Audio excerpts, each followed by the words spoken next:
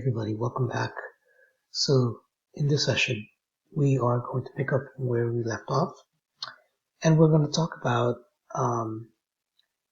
creating a file that will keep all common data. Example, base URL, username, passwords, things like that. So if you want a specific place where we keep all the data, so common data, so we can go to one file, one page, one place to basically change those. So then is go ahead and create an INI file, right? And that file basically we will use to go ahead and basically read from that data. So let's go to configuration, right? Right click, new, right? And we're going to create a file. Let's call it config.ini.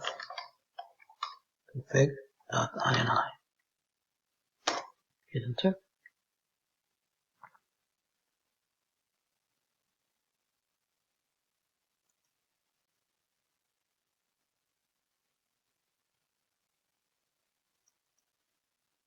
So we have this INI file.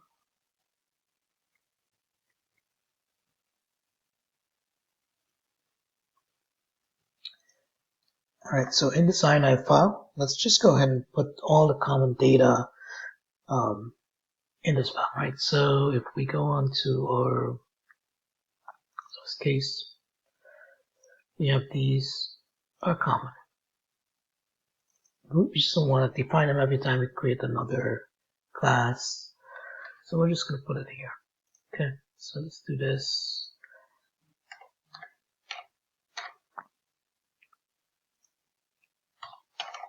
In here. Okay, so we're going to specify a variable name and the value. So we're just going to, you don't really put any kind of quotation marks or anything like that here. It's just an INI file. So let's just do this. So we just put the variable and the value, right? And we can label this common info, for example. So let's just do that. Just put up here, common info.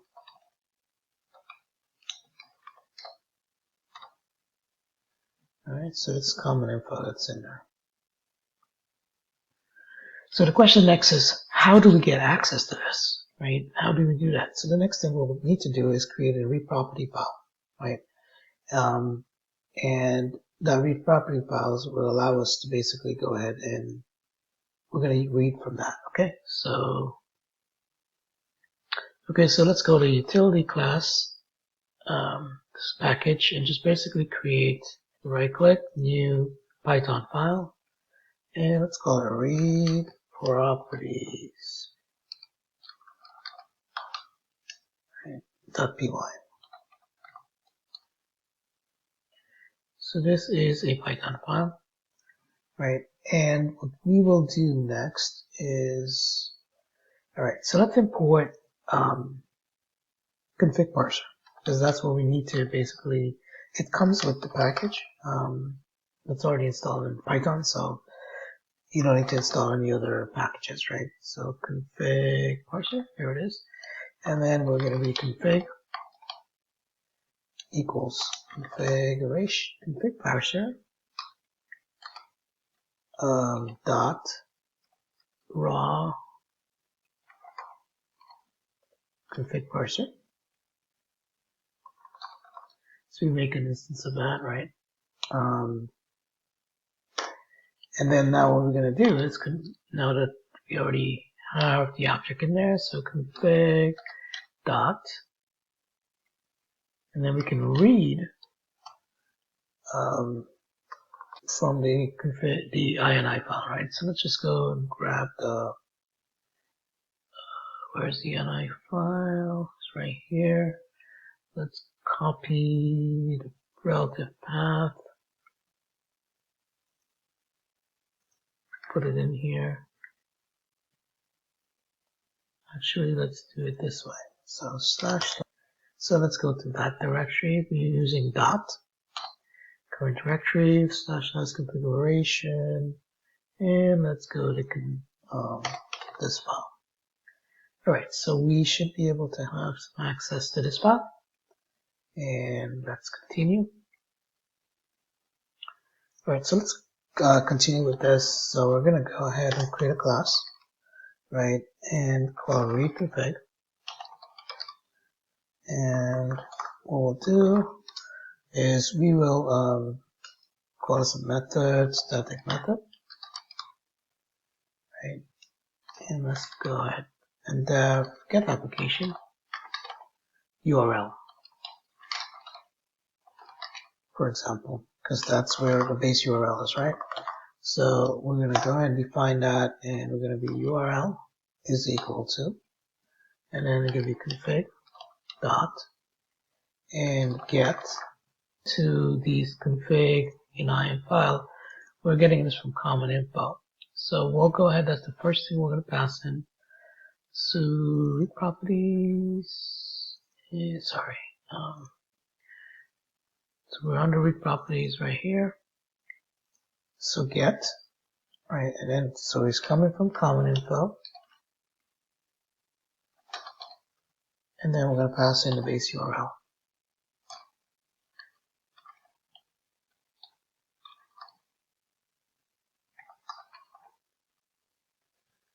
Alright, and then we're going to return URL. Okay, so then we're going to define the next function. Static method. We're going to be def get user email, right? And we're going to go ahead. So how am I getting this? What am I creating? So for example, in these pages, if you look in the ini file, config file, for example, we have base URL, username, and password. So we want to get those, right? So where I'm just saying get username or user email with username, and then we'll be that, and then basically use the next one where we can get user password, for example. So I'm labeling this in this name convention. So username equal config.get. So I can just this and paste that in there and take away that and put username here. Oops, username and return username. Okay. Now we'll do a similar thing. Grab this. Go to the next line. Define another method, and that's called get password. Right? Let's make this uppercase here. So after that's done, we're going to return password, and we're going to call this password equal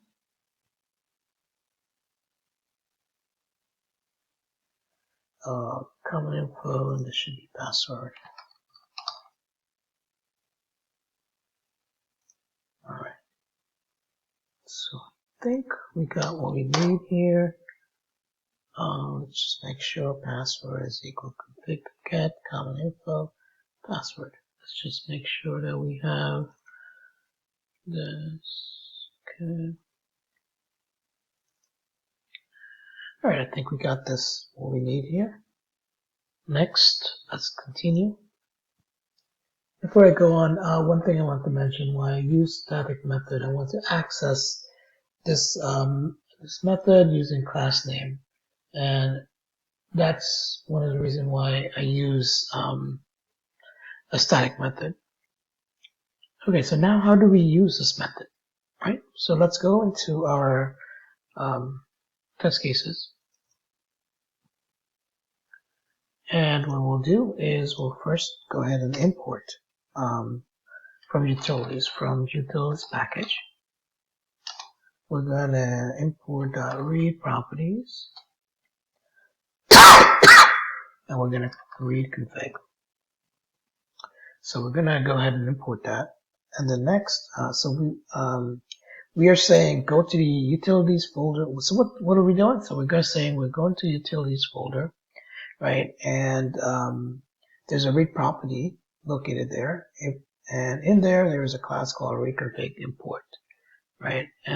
So read properties, and there is reconfig import, reconfig, and then you basically import that, right? So let's go back to my test case. All right, once you do that, then what we'll do is we'll continue to the next line. Let's go ahead and remove this. So now what we'll do is call read config, because we already defined it up here, right? So let's just do that. Read config dot get application URL. So remember, you don't have to make an instance of the object because it's a static method. So you just directly access to the class, right? So reconfig dot get application URL. Then we can utilize the next one. So reconfig dot, and then what's the next one? So get username, user email, and then the next one is get password. So read config dot get password. Okay, and that's how you access that information from the INI file read properties. So all right, so the next thing we'll do is, okay, so we are able to read this right now. So let's just test this out real quick to make sure we have access to that, right? So let's just go ahead and run our test. So python-m pytest, and then you right click and get test cases /test login py, for example. So you get the relative path, right? Copy relative path, and then you will just be able to put it here and just run it. So let's just make sure it runs, right? So we're going to run this and make sure it accesses that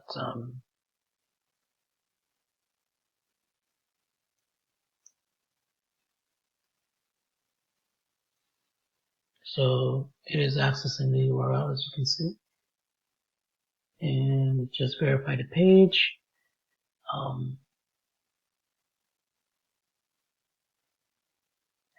It's going to log the second test case now, and it's just going to verify that it logs in. So we can see that it's actually grabbing the URL, reading from the file that we had there, and proceeding properly. So, all right. So we are going to, once this completes, we are going to take the next step. One thing we want to do in an automation framework, we want to have logs, right? So we already seen how we can get screenshot.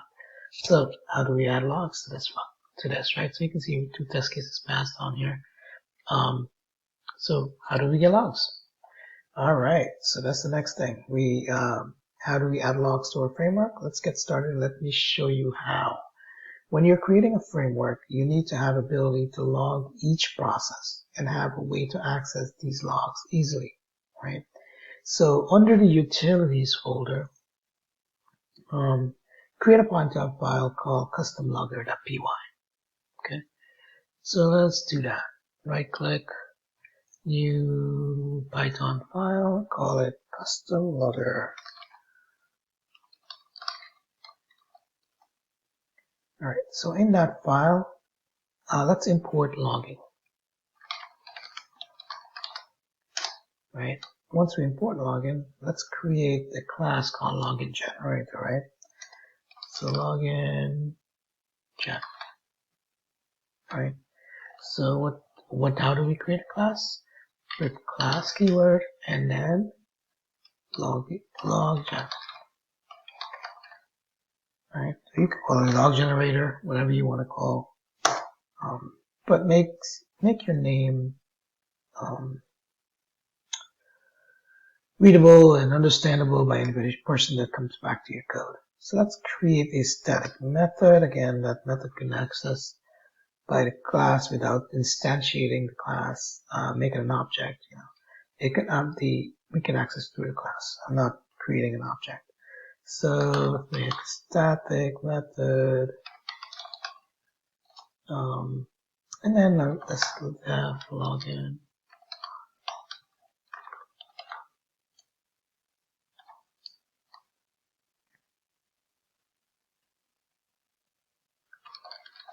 Login log dot basic config, right? And then in there, let's just so what I do is I have a piece of code to make it easier. I've already done previously, so I'm just gonna add that. You guys can go ahead and copy that source. So let me do that real quick. That way to avoid waste too much time on this. So this is what it looks like. I'm basically going to create the file names. We call it automation logs under logs folder, and basically have a date time on there. Okay, so we have this method in here. Okay, so how do we use that method? So let's go to the test login page. I mean, not page, but your test cases, right?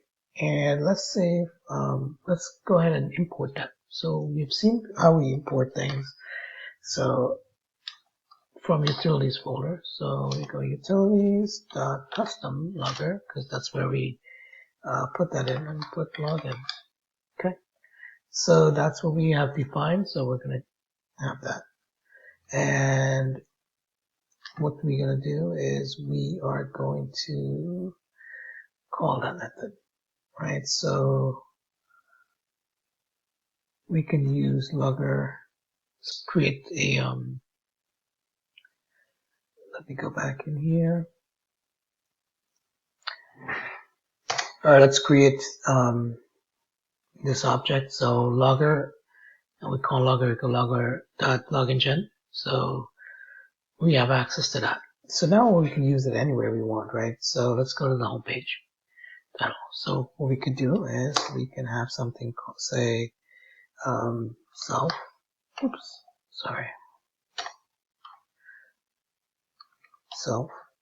dot, and now we have logger, right? We have access to the logger info. And then what we could do, we could just basically, let's do this.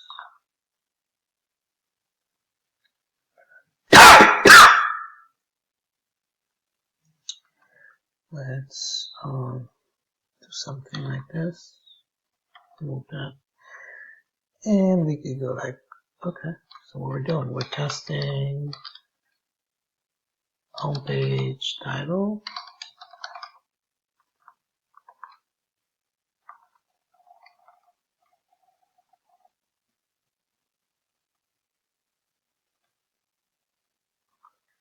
Okay, we're doing something like this, right? So then we can grab this again and just go, say for example, where I'm here, and we want to log here, right? So we just put something like testing test login page.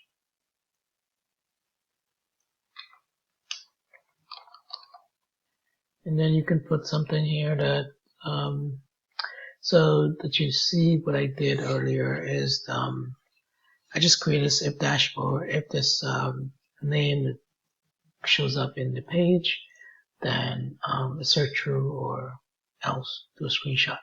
So what we can do is we could, after assert true, before it close, or in after that, or wherever we wanted to do it, we can basically say, so let's see here. I'm just going to remove this because this debug. So let me just copy what I have there and just put a message right there. So that something failed, right? So we could do info information here. We can say else condition, just testing purpose. Condition fail. Screenshot of the failure. Something like that. I'm just going to put that. So let's just test it out, right? So let's make sure that we get the login information. So let's go ahead and Do that.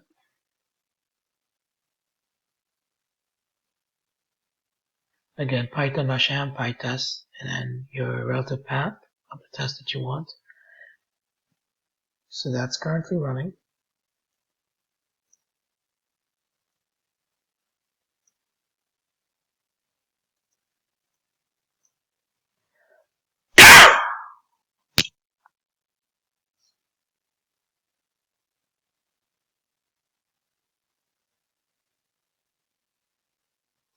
This one is done, completed, so the second run is happening.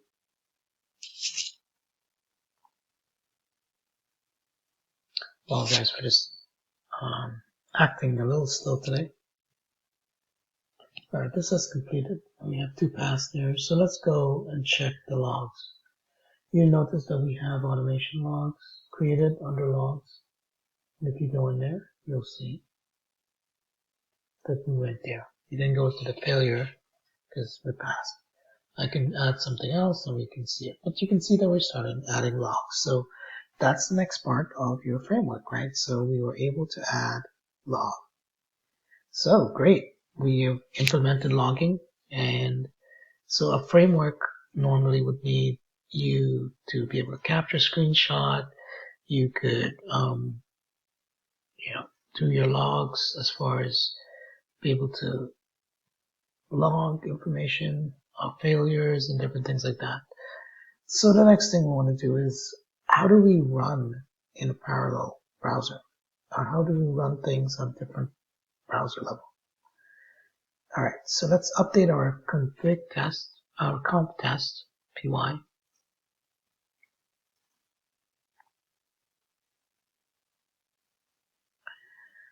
And we are going to update this so that we can basically, we'll definitely need to create a fixture in here, which will accept a command line argument. So browser type, for example. And that way we could basically pass in the browser type. Like say we want Chrome or IE or any other supported browser that we have. So let's import Selenium WebDriver options here. So import Selenium WebDriver.chrome.options, import options, okay? And this options will give us access to be able to pass in parameters, right? So the next thing we will do is we'll go ahead here in dev setup, right? And we'll do browser. And then in here, if browser, so let's just do this. So if the browser is equal to, say, Chrome, right, then we'll launch the Chrome browser, right? And what we could do is log this, saying, let's just print this out. So if, sorry, let's just do this again. Go back here. So if it's equal to Chrome, then you go ahead and drag, then we can print. Just print out so that we know where we are. So print launching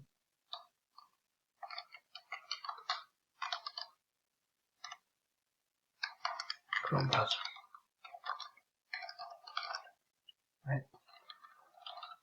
That's going to come out in the console, and then let's go to the else if.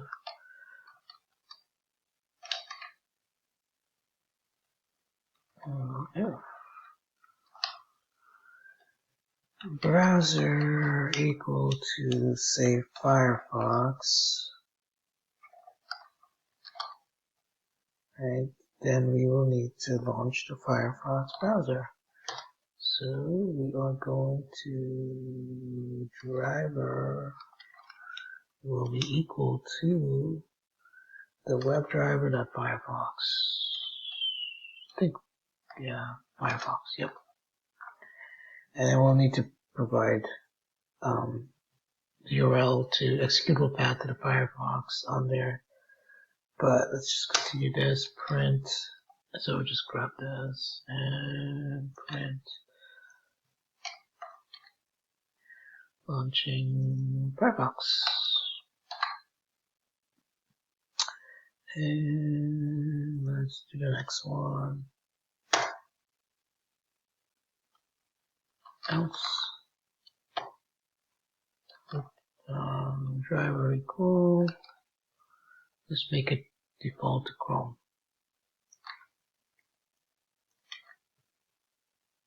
Alright, return the driver. And just this method will I've added here from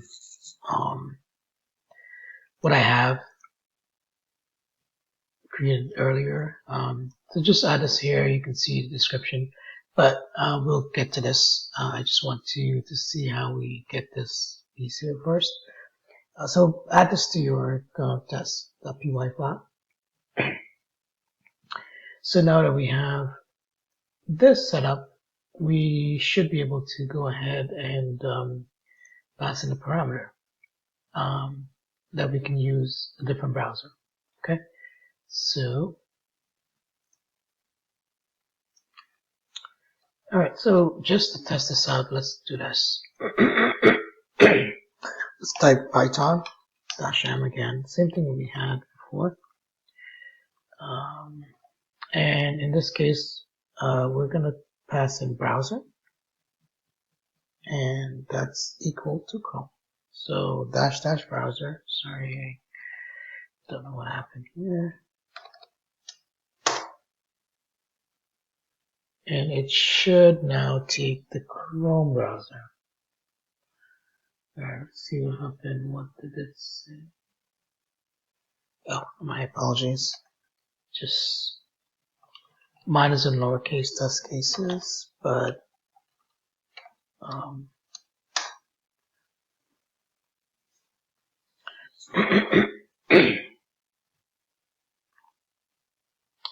so there is an issue here.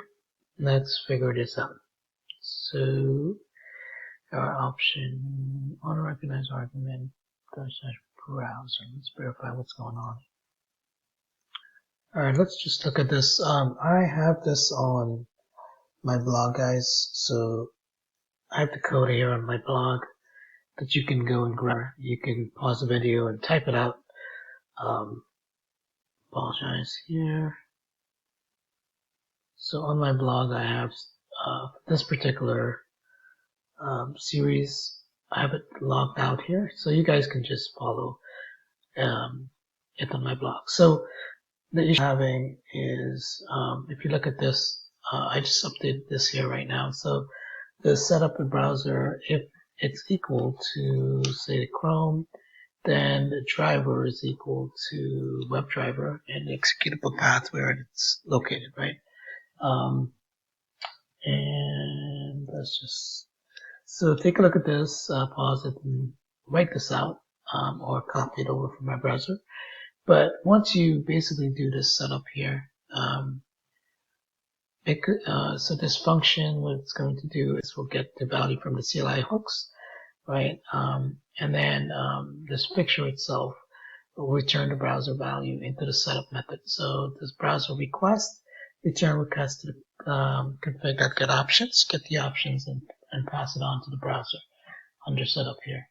And for this picture, and then it's just going to go and take whatever you pass in. So you can test it out basically, again, Python -m, Pytest, and -- browser, and then you pass in browser name. So you can double click and enter that and hit enter. It should launch and run the test again. And we can pull this over here, see while it's running. So I think I'm going to stop here and then continue to the next video, where we are going to talk about, let me look at my agenda here, the next step on this. First, let's just make sure this is completed. Yeah, test has completed. Let's just go back to the test real quick. You could see, let's make sure, yeah, it's running. Let me just show you what we are going to be doing here. So the next thing we'll talk about parallel testing or running different browser, and how we're going to do that, right? So we already talked about how we're going to run the different browser with this method. So the next thing we want to do is how do we run it in parallel, right? So there is an option, right? Because the package in the Pytest package that we installed, there's the option, this package, there's the option where we can pass in an extra parameter and run it multiple times or concurrently on different browser, right? So let's look at that. So what we could do, by the way, the test passed, and and let's pass in N3.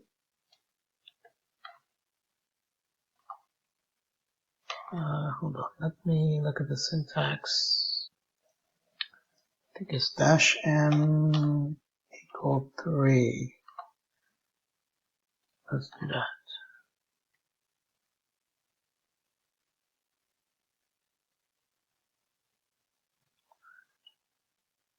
And okay, so you see there's 0, 1, 2, 3.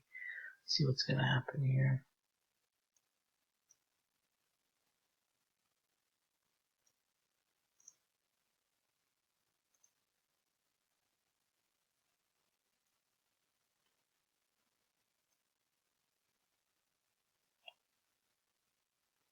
Okay, so you can see it's running. Multiple browser popped up here running this test. You can see they're simultaneously running one on the other screen that I have as well. So there's another one popped up there.